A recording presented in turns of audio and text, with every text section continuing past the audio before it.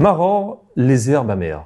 Il existe 5 possibilités différentes pour s'acquitter de cette mitzvah de Maror. En général, la coutume la plus suivie, c'est de la laitue romaine. Mais attention, comme on l'a déjà précisé, il faut absolument être sûr qu'elle est bien vérifiée et qu'elle ne contient aucun bestiole. Manger ne serait-ce qu'un seul bestiole, c'est 5 interdits de la Torah.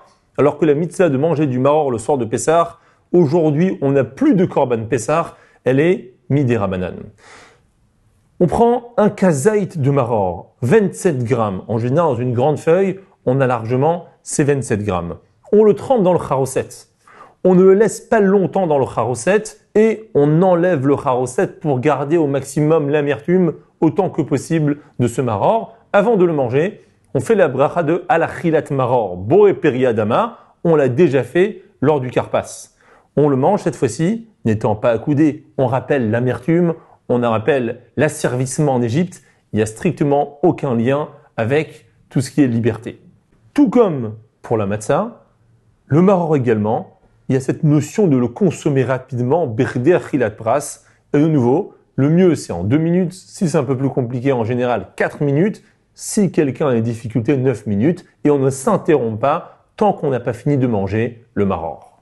On essaiera de manger, comme la matzah, le Maror avant Chatzot, avant la moitié de la nuit.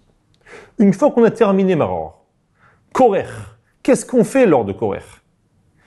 On rappelle la vie de Hillel. Hillel, lorsque le Beth Amikdash existait, il prenait une matzah qu'il mettait au-dessus.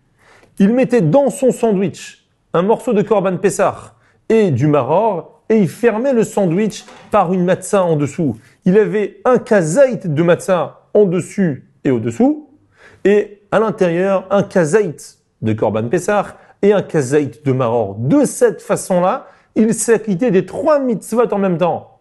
Matzah, Maror et Korban Pessah. De nos jours, où on n'a plus de Korban Pessah, cette mitzvah de Korer, manger ensemble comme Hillel, c'est Zecher le Mikdash qu'Hillel, comme on dit dans la Gada. On se rappelle de ce que Hillel faisait à l'époque du Beth Amikdash.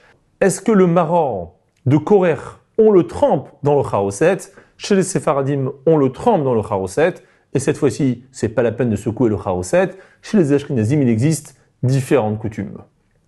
Autant que possible, on essaye de ne pas s'interrompre. Depuis le moment où on a mangé de la matzah, donc en fait, depuis le moment où on a fait Netilat Yadayim, et ce jusqu'à ce qu'on aura terminé Korer. Parce que le tout, c'est une seule et même mitzvah, c'est la mitzvah de matzah et c'est la mitzvah de Maror.